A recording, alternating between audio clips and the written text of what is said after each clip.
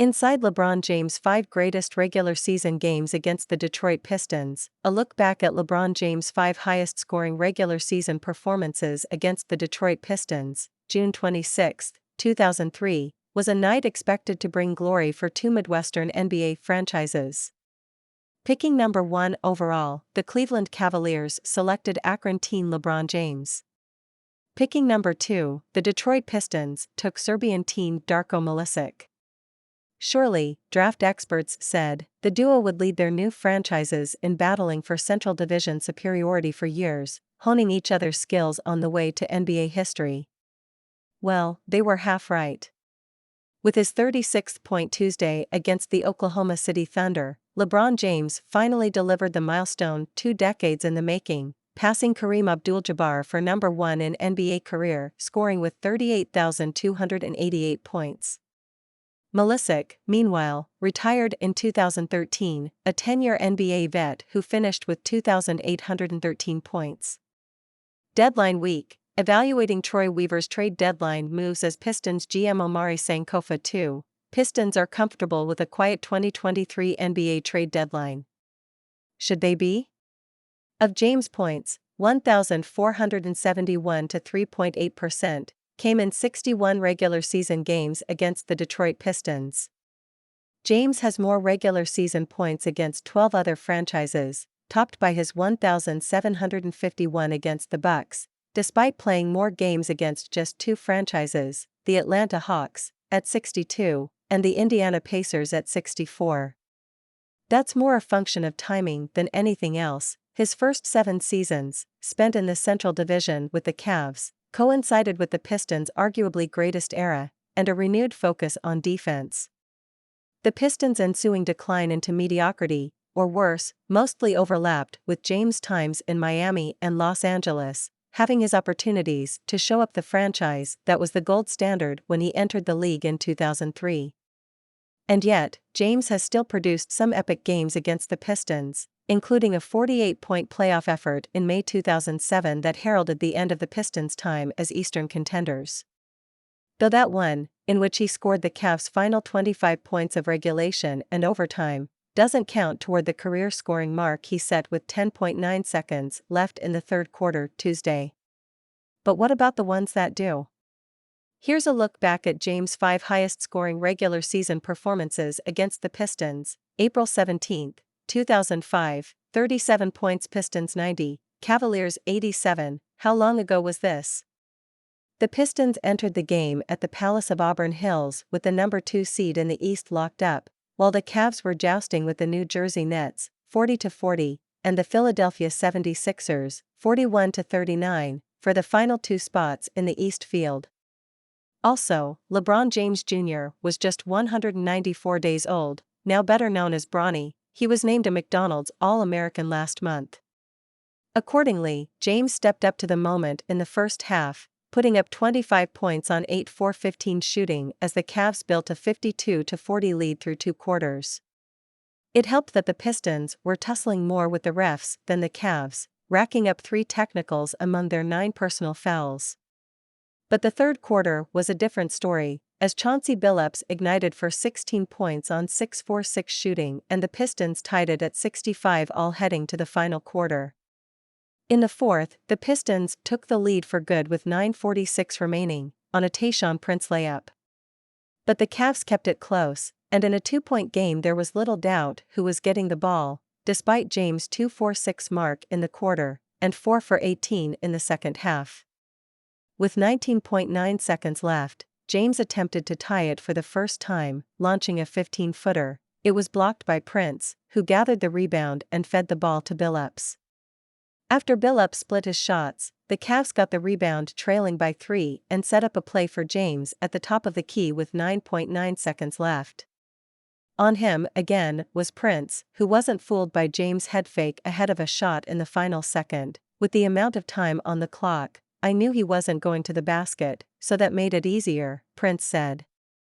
If we had been up by just 2, that would have been a different story.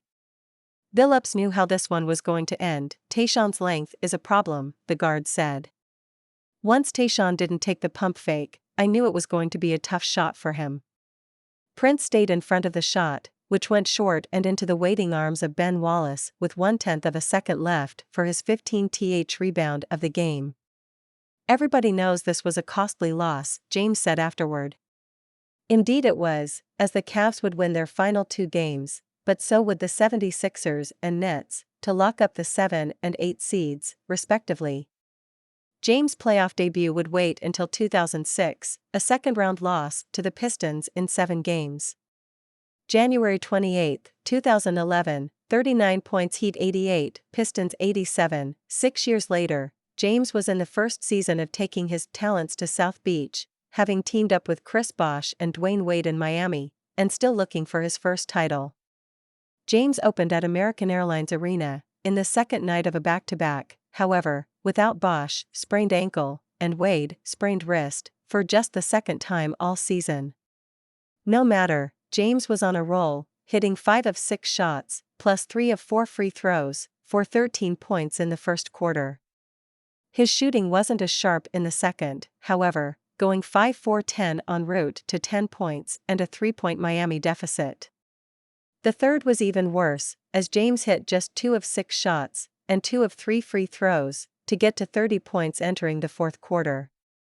That was when he took over as a scorer, 3-for-3, including a 3-pointer, and 2-for-3 at the line, and a playmaker, with 5 assists. His final helper was the biggest, though, coming out of a time-out with 15.5 seconds left and the Heat trailing by 1, James fired the ball to Eddie House, guarded tight by Ben Gordon, who fouled him. House sank both freebies with 6.5 seconds left for the winning margin, despite the Pistons' protests of a foul on the final play, a missed dunk by Austin Day. In all, James finished 15-for-25 from the floor and added 9 assists, 8 rebounds, 2 blocks and a steal. "I knew I had to pick up the scoring load with 2 of our heavy hitters out, but also keep guys involved," James told the Miami Herald. "We can easily make an excuse saying how late we got in last night, but no one feels sorry for us. It was great we had guys step up."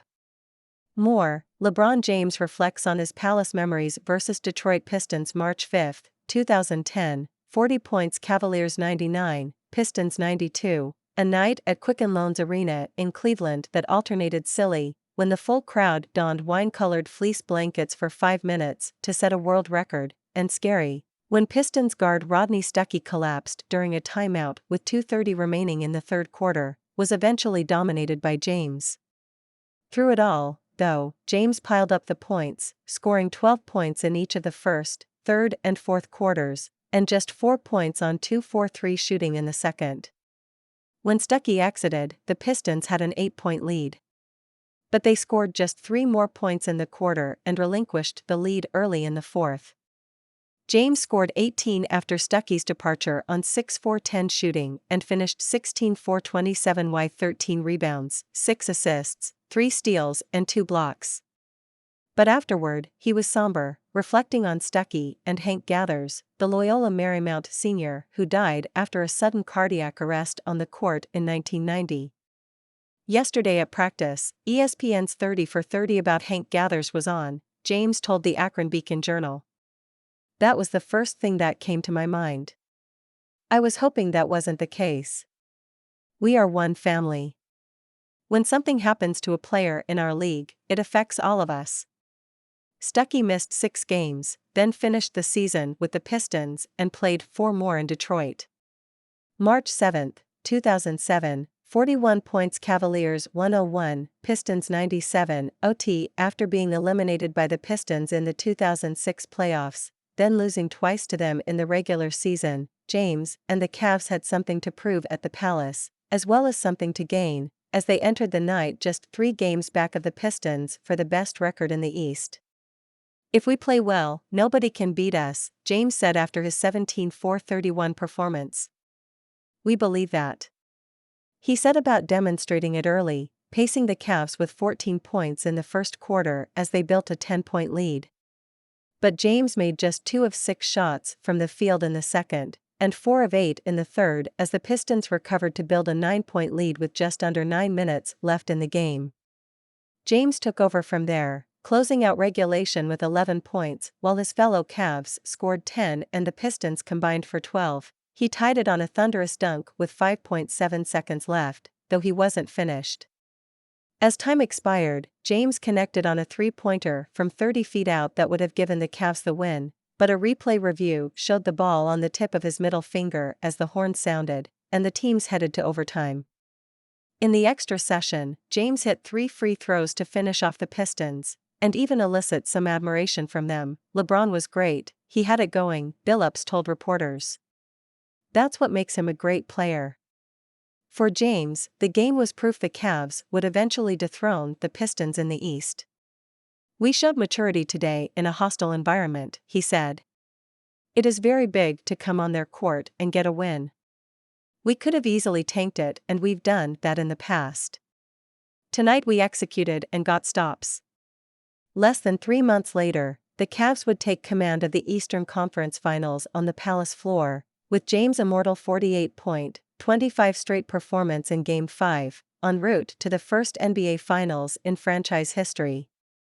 November 24, 2004, 43 points Cavaliers 92, Pistons 76. We'll wrap up the trip through the Wayback Machine even further back. Bronny was just 50 days old, and Malice at the Palace, the game-ending brawl between the Pacers and Pistons in Auburn Hills, was just 5 days past, to James' 5th career game against the Pistons. Just 90 games into his NBA career, James was still establishing himself as a superstar, and coming off a tumultuous summer in which he and Team USA, playing under Pistons coach Larry Brown, had ended a 24-game Olympic winning streak and finished with a bronze medal. James had reportedly chafed at his inconsistent minutes from Brown in Athens. Still, it seemed like the bad feelings were left behind in Greece. Before the game, James sent a card over to Brown, explaining, "He gave me something when my son, Bronny, was born and I sent him a thank you card over." The Olympic grudge? "The Olympics are over, I don't need motivation from that," James said. "I guess I was feeling it tonight." With consistent minutes at Gund Arena, James was, indeed, feeling it. He played the first 14-28 for the Cavs and scored 19 of their first 29 points as Cleveland got out to an early 10-point lead. After the half, it was more of the same. James shot 5-for-8 from the field in the third, en route to 12 more points, and assisted on both of the Cavs' other baskets in the quarter. The Pistons wouldn't go away, getting back to within 10 points 3 minutes into the fourth quarter, but James had an answer, back-to-back 25-foot three-pointers that signaled it was the Cavs' night. James finished with 15 makes on 22 tries from the floor and 11 of 12 at the line while adding 6 rebounds, 5 assists and 3 steals. He also held his nemesis on the Pistons, Prince, to just 4 points on 2-for-7 shooting. Afterward, Brown was fully aware of what he'd seen, telling reporters, "He took one bad shot. A lot of guys would have tried to get 60 in that kind of game. I thought he played great. It was as good a performance as I've seen." James's coach was similarly effusive. "He was great tonight, not good, great," Paul Silas said. "The threes, the dunks, the free throws, there's not enough superlatives to give this guy." One of James' teammates, Jeff McInnes, had the final superlative, though, after scoring 16 points. "As the only other Cav to crack double figures, I felt like his sidekick tonight," McInnes told the Beacon Journal. LeBron was the show. Milicic, meanwhile, played just 203 against the Cavs, finishing with no points, 1 rebound and 1 assist, and reminding fans of Brown's words on draft night 2003, "If he develops bad habits," Brown said, "blame it on me, because he doesn't have any right now."